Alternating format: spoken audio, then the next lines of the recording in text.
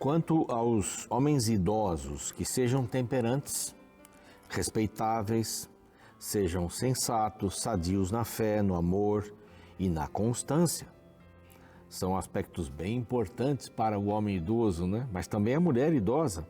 Semelhantemente, que sejam sérias em seu proceder, não caluniadoras, não escravizadas a muito vinho, sejam mestras do bem, a fim de instruírem os jovens, ou as jovens recém-casadas e amarem o marido e seus filhos, a serem sensatas, honestas, boas donas de casa, bondosas, sujeitas ao marido.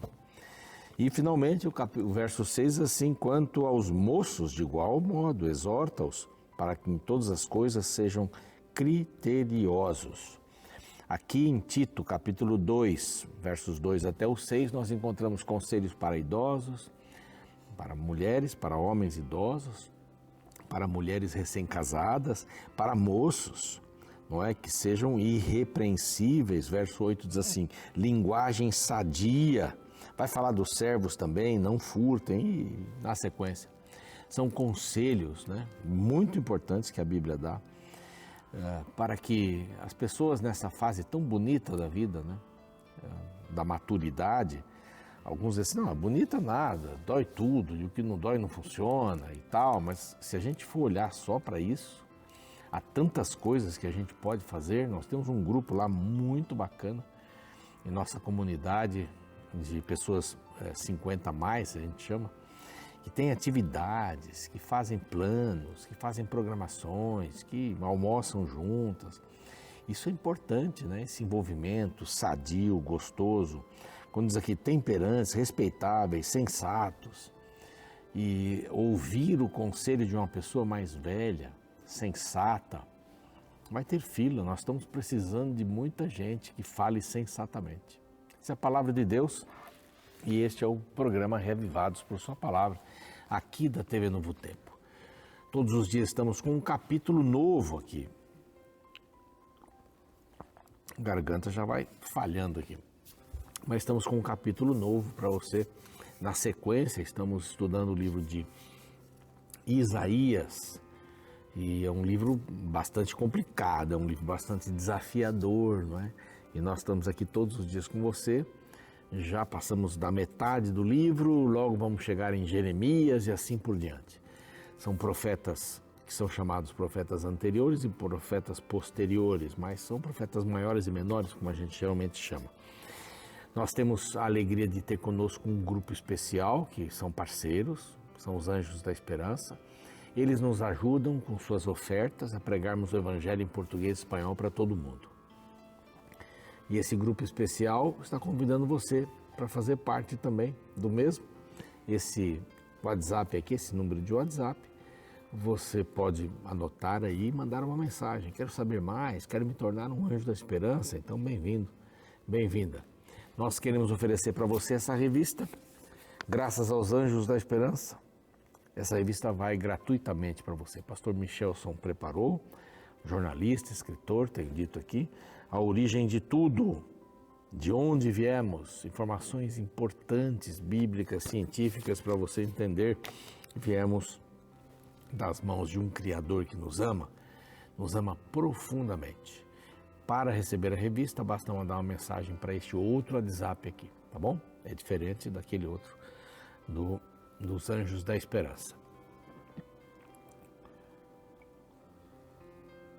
Você sabe que nós estamos também nas plataformas, né? Outras plataformas. No YouTube, o nosso canal é Reavivados por Sua Palavra NT. Vá lá, se inscreva no canal se você ainda não está inscrito. Nós temos a maior alegria de poder receber o seu nome, os seus pedidos de oração e conversarmos por ali, tá bom? Estamos também no NT Play e no Deezer, no Spotify, desde Gênesis até o capítulo de hoje.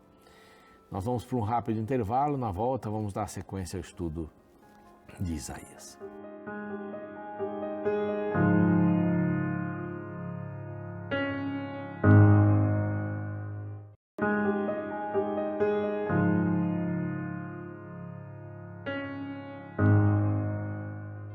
Muito bem, estamos de volta com o seu programa Reavivados por Sua Palavra.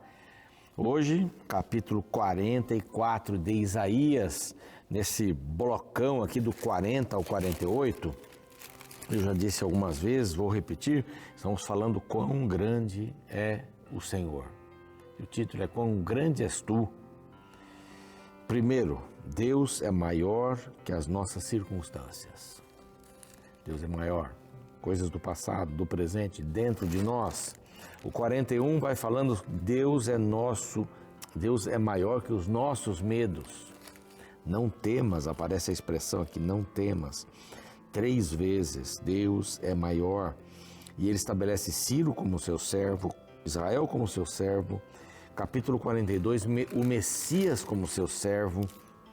Vai aparecendo aqui o Messias. Volte e meia, ele vai aparecendo. Depois no capítulo 43, ontem nós vimos que Israel também, volta a falar, né? Que Israel é seu servo. E agora no capítulo 44, nós estamos dando essa sequência. Israel é o seu servo. Nós vimos algumas coisas importantes que pela graça de Deus aconteceram. Deus protege o seu povo. Remiu, protege o seu povo. Deus elege o seu povo. Elege, e ele escolheu algumas nações como o resgate, para o resgate que Ciro faria. Ciro vai aparecer nesse capítulo 44 agora, que o nome dele vai aparecer aqui. Depois nós vimos que ele recolhe, nós vimos também, novamente, que ele protege, que ele anuncia o novo. Eis que faço novas todas as coisas, né? Eu não gastei tempo com isso daqui, isso aqui é Apocalipse, né? Faço novas todas as coisas. E agora, a partir do 44, ele enche o seu povo com o seu espírito. É bem legal. Israel, servo de Deus. Ainda estamos nesse tópico aqui. Então, agora, pois, ouve, ó Jacó, servo meu, ó Israel, a quem escolhi. Ele repete isso, repete. Deus o criou, formou desde o ventre. Então, não temas, ó Jacó, não temas. Você é meu amado, você é meu escolhido. Quer dizer, falando para o povo. Então, Deus não tinha abandonado o povo de modo algum. Nunca abandonou o seu povo. Ele o castigou. As consequências dos atos vieram. Sem dúvida nenhuma. Só que aqui no verso 3 ele diz assim, por que derramarei água sobre o sedento e torrentes sobre a terra seca? Derramarei o meu espírito sobre a tua posteridade e a minha bênção sobre os teus descendentes. Então aqui Deus derrama o seu espírito sobre o seu povo. Quer coisa melhor do que essa? O espírito nunca deixa de falar. O pecado contra o Espírito Santo não é ele parar de falar com você. O pecado contra o Espírito Santo é a gente parar de ouvi-lo. Esse é o pecado. Você não quer mais ouvir. É como nós dissemos ontem, né? Deus falando, vocês estão cansados de mim? Não querem mais ouvir a Deus, não querem ouvir mais a palavra de Deus. Não, eu tenho o meu caminho, eu não preciso ouvir a Deus. Você já ouviu pessoas dizerem isso? Dizem, né? Dizem sim. Aí ele diz que brotarão como a erva, não é? As bênçãos, né? Sobre os descendentes, e brotarão como a erva, como salgueiro junto a correntes de água. Então Deus usa essas expressões assim, bem agropastoris, né? Dizendo que, olha, eu vou derramar meu espírito, mais do que água. E é mais do que água. Os dons do espírito, as bênçãos espirituais são mais importantes que as bênçãos materiais. Muito mais importantes. Que adianta você ter uma casa linda, maravilhosa e marido e mulher não se entendem de jeito nenhum. Estão procurando sempre subir em cima do outro, né? Eu sou o Senhor, outro se chamará do nome de Jacó, e outro ainda escreverá na própria mão, eu sou o Senhor, e por sobrenome tomará o nome de Israel. Então Deus está dando seu sobrenome aqui, um casamento, né? Assim diz o Senhor, Rei de Israel, seu Redentor, Olha quantas coisas. O Senhor dos Exércitos. Eu sou o primeiro e o último entre os deuses, não é? Da Mesopotâmia. Eu sou o primeiro, eu sou o último e além de mim não há Deus. Para deixar bem claro isso, eu sou o Redentor, aquele que compra, né? que compra o resgate do inimigo. E foi exatamente isso que ele fez. A matança dos cordeiros indicava a matança do próprio Deus encarnado aqui na terra. Então ele reforça muito essa questão, eu sou Deus, eu sou, não tem outro, porque o povo já estava indo para outros braços, outros deuses, e é fácil a gente ir para outros deuses, hein? Muito fácil. Verso 8 diz assim, não vos assombreis nem temais. Novamente, é a 7ª vez que aparece aqui nessa sequência, não. E em contrapartida, né? Não há outro Deus além de mim, não há outra rocha que eu conheça. Então, Deus está se estabelecendo como o único, como o maior, como o melhor. Para quê? Porque o povo estava confuso diante de outros... Por quê, né? O povo estava confuso diante de outros deuses. E agora vem aqui a loucura da idolatria. Não adorem outros deuses. É esse o caminho, não adore. Por isso que ele está falando tanto aqui. Tem outro? Não, não tem. Sou eu. O verso 7 diz assim, que esse anuncia as coisas futuras, as coisas que hão de vir? Não tem. Sou eu que faz isso. Eu é quem faço isso, né? Uma frase melhor aqui, né? Eu é quem faço isso. Nenhum outro Deus faz isso. Prevê, diz o que vai acontecer no futuro. Aí, então, a gente encontra uma sátira aqui, Isaías ridicularizando os ídolos. E ele diz, todos os artífices de imagem e escultura são nada. Aqueles que fazem os deuses. E ele vai trabalhar um pouco nesse negócio aí. Quem formaria um deus ou fundiria uma imagem de escultura que é de nenhum préstimo? Ele vai indo. Os artífices não passam de homens. Não são deuses.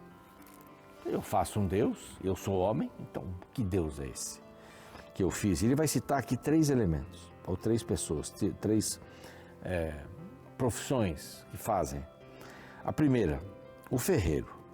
O ferreiro faz um machado, trabalha na brasa, faz um ídolo, a martelo, forja-o com a força do seu braço.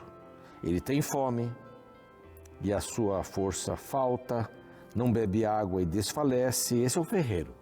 Quem é o ferreiro? É uma pessoa comum. Faz um Deus, forja, bate com martelo a imagem de um Deus. A imagem. Quem é o ferreiro? Não é nada para fazer um Deus. Ele tem fome. Se não beber água, ele desfalece. Aí vai para outro nível. O artífice, o marceneiro, né? Marceneiro aqui, que é um artífice, ele estende o cordel com lápis, esboça uma imagem, alisa, plana, marca com compasso, faz a semelhança e beleza de um homem que possa morar em uma casa. Mas quem é o artífice? É um homem. E ele faz uma semelhança de homem para ser adorado como Deus. E aí vem o terceiro, é um homem comum. Um homem corta para si os cedros, toma um cipreste e um carvalho, fazendo escolha entre as árvores do bosque, planta um pinheiro e a chuva o faz crescer. É o homem. Tais árvores servem ao homem para queimar, como parte da sua madeira, ou se aquenta e coze o pão, e também um Deus... E também faz um Deus da mesma madeira. Então, ele corta, se aquenta, queima, coze o pão e faz um Deus e se prostra diante dele. Aí, Isaías está perguntando assim, qual é a lógica disso? Não tem lógica nenhuma. Que Deus é forte. Uma parte dele vai ser queimada. Se ajoelha diante dele. Metade queima no fogo, com ela coze a carne, assa, farta-se, também se aquenta e diz, já me aquentei, né, já estou completo, tenho luz.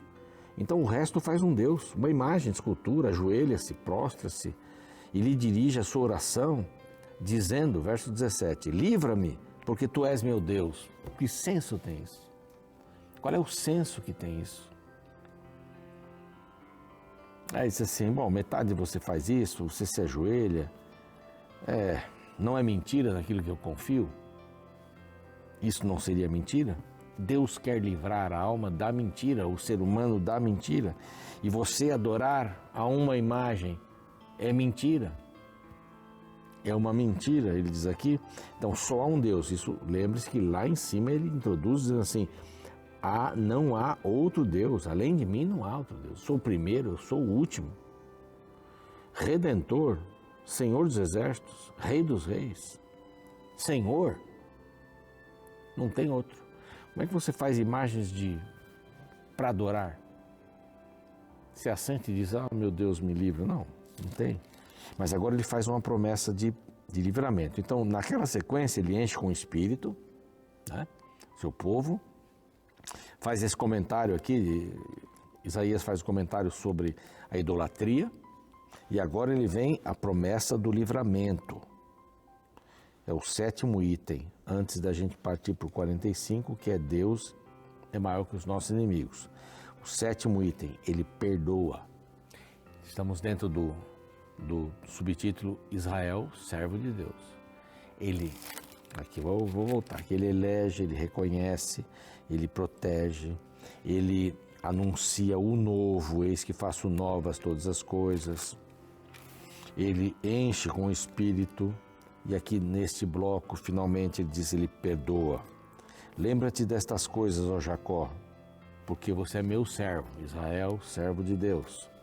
Eu te formei, não me esquecerei de ti, desfaço as suas transgressões como a névoa e os teus pecados como a nuvem. Torna-te para mim, porque eu te remi. Apesar dos seus pecados, verso 23, regozijai-vos, ó céus, porque o Senhor fez isso. Exultai, retumbai. O Senhor remiu a Jacó e se glorificou em Israel. Quer dizer, Deus perdoa, mesmo o povo tendo pecado, Deus perdoa. Venham a mim, podem vir, eu vou perdoar vocês, mas tem que ir a Deus. Não é? Ele remiu, ele formou, ele diz que é o Deus, ele fala sobre profetas mentirosos aqui, e há um texto lá no final, confirma a palavra do meu servo, sobre a terra será habitada novamente, eu levarei para lá os meus servos. E agora vem o 27, que digo, a profundeza das águas seca-se, ela seca, que digo de Ciro, este é meu pastor e cumprirá tudo o que me apraz, que digo também de Jerusalém, será edificada e do templo será fundado.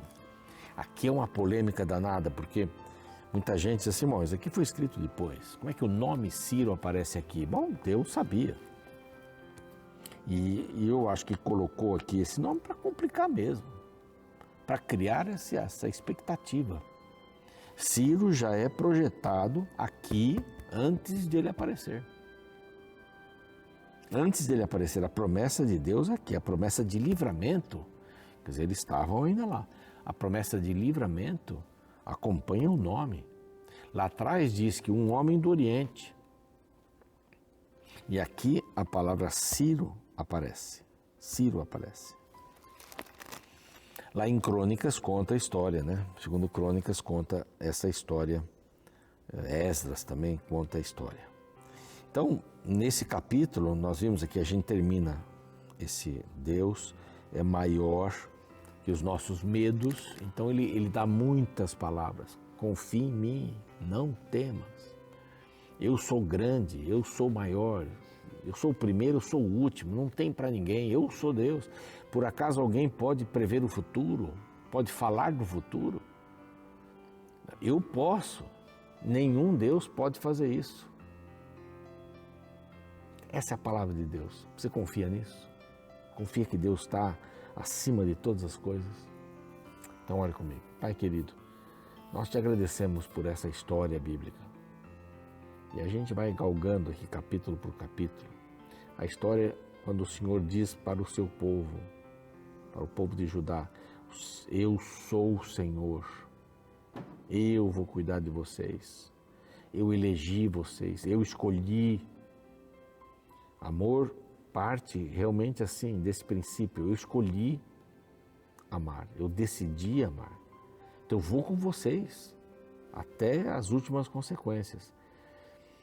Mas nós sabemos, ó Pai, que as limitações estão nas decisões humanas. E nós não queremos incorrer nos mesmos erros. Embora tenhamos já praticado isso, escolhido outros deuses, não crendo na Tua força, na Tua misericórdia e justiça. Então ajuda-nos a enxergarmos o invisível. Em nome de Jesus. Amém. Muito bem, o programa segue, eu fico por aqui e amanhã, capítulo 45. Deus é maior que os nossos inimigos. E aí a gente vai até o 48 com esse título. Até mais.